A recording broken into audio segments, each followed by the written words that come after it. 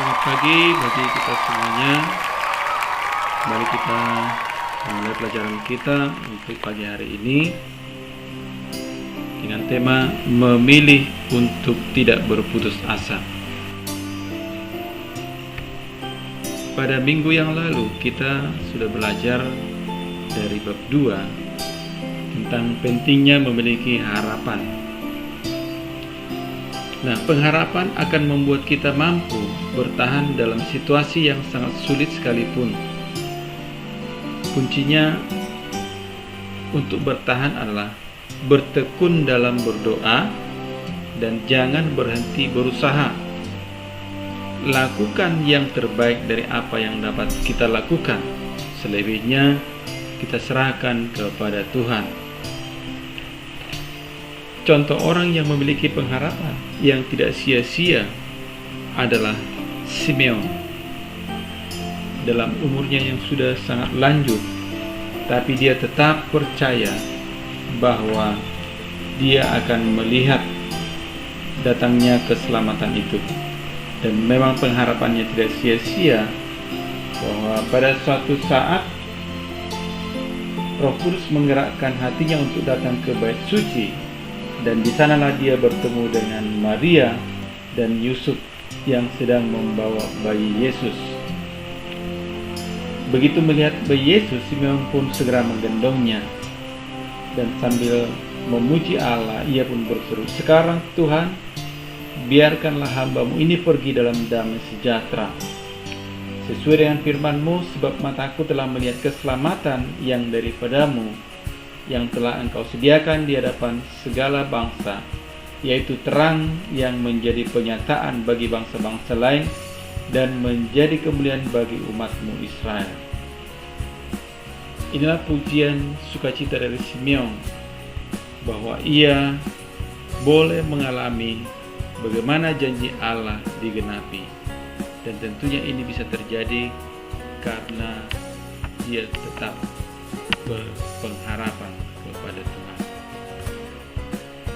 Nah, pada kali ini kita lanjutkan pelajaran kita, memilih untuk tidak berputus asa. Tentunya kamu pernah merasakan keadaan yang begitu sulit sehingga memilih untuk melupakan semua dengan tidak memikirkan hal itu dan menyibukkan diri dengan hal lain, sehingga memiliki alasan untuk tidak mencari penyelesaian dari keadaan sulit itu. Nah, ini yang disebut dengan melarikan diri. Para ahli menemukan bahwa ada dua cara yang dilakukan orang saat menghadapi kesulitan, yaitu fight atau flight. Apa itu fight? Fight artinya mengerahkan tenaga dan daya semaksimal mungkin agar kesulitan itu dapat diatasi. Yang kedua, flight. Flight artinya lari meninggalkan kondisi atau hal yang sulit itu karena memang tidak mendapatkan atau tidak mau mencari cara untuk mengatasinya. Orang Kristen harus selalu siap menghadapi hidup, betapapun sulitnya. Dalam Kamus Besar Bahasa Indonesia, putus asa dianggap sama artinya dengan putus harapan, yaitu keadaan di mana seseorang tidak memiliki harapan. Sejak beberapa tahun terakhir ini, kita semakin sering membaca atau mendengar berita tentang orang yang bunuh diri karena merasa tidak mampu melanjutkan hidup. Kata merasa itu berarti belum tentu orang tersebut betul-betul tidak mampu. Mungkin ia hanya merasa bahwa ia tidak mampu, padahal kemampuan untuk bertahan hidup masih ada padanya. Wujud ketidakmampuan bisa beragam, misalnya karena tidak mampu membayar hutang, tidak mampu membeli makanan untuk anak, tidak mampu membeli obat untuk menyembuhkan penyakit, dan lain sebagainya. Akhirnya orang memilih jalan pintas, yaitu bunuh diri. Bunuh diri bisa dilakukan seseorang yang tidak melihat bahwa hidupnya berarti, sehingga ia tidak lagi melihat ada gunanya untuk melanjutkan hidup. Apakah dapat dibenarkan bila kita putus asa untuk melanjutkan kehidupan dan memilih bunuh diri? Apakah memang kita berhak untuk mengakhiri hidup ini? Padahal bukan kita yang memberikan kehidupan, dan karena itu mengakhiri kehidupan juga bukanlah hak kita. Artinya, bunuh diri itu sama dengan merampas hak Tuhan. suatu pesan yang indah tentang bagaimana menghadapi hidup disampaikan oleh Tuhan seperti yang diceritakan dalam Injil Matius 6 ayat 25 sampai 34. Mari kita baca pesan Tuhan Yesus ini. Karena itu aku berkata kepadamu, janganlah kamu khawatir akan hidupmu, akan apa yang hendak kamu makan atau minum, dan janganlah kamu khawatir pula akan tubuhmu, akan apa yang hendak kamu pakai. Bukankah hidup itu lebih penting daripada makanan, dan tubuh itu lebih penting daripada pakaian? Pandanglah burung-burung di langit yang tidak menabur dan tidak menuai, dan tidak mengumpulkan bekal dalam lumbung, namun diberi makan oleh Bapamu yang di sorga. Bukankah kamu jauh melebihi burung-burung itu? Siapakah di antara kamu yang karena kekhawatirannya dapat menambahkan sehasta saja pada jalan hidupnya? Dan mengapa kamu khawatir akan pakaian? Perhatikanlah bunga bakung di ladang yang tumbuh tanpa bekerja dan tanpa memintal. Namun aku berkata kepadamu, Salomo dalam segala kemegahannya pun tidak berpakaian seindah salah satu dari bunga itu. Jadi jika demikian Allah mendandani rumput di ladang yang hari ini ada dan besok dibuang ke dalam api, tidakkah Ia akan terlebih lagi mendandani kamu, hai orang yang kurang percaya? Sebab itu janganlah kamu khawatir dan berkata, apakah yang akan kami makan?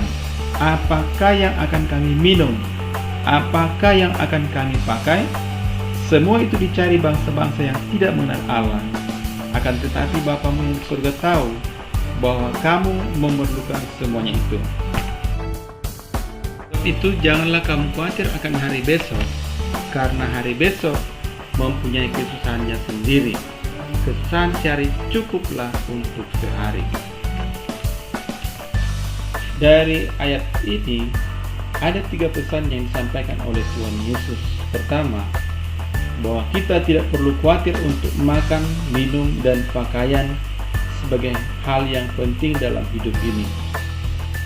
Pemeliharaan Tuhan untuk kita jauh melebihi pemeliharaan Tuhan untuk burung yang tetap hidup karena makanan yang disediakan Tuhan. Yang kedua, sebagai anak-anak Tuhan, kita tidak perlu memiliki kekhawatiran akan hal-hal di atas tadi. Mengapa demikian?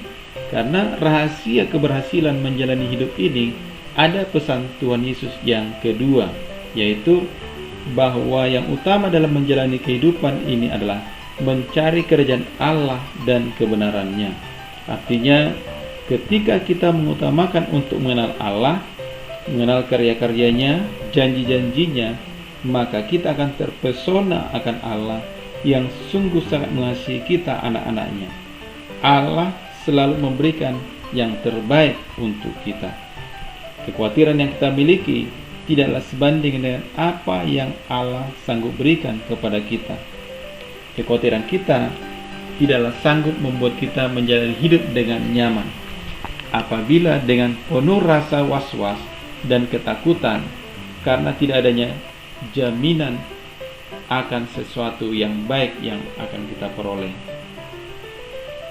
Yang ketiga adalah janganlah kamu khawatir akan hari besok, karena hari besok mempunyai kesusahannya sendiri.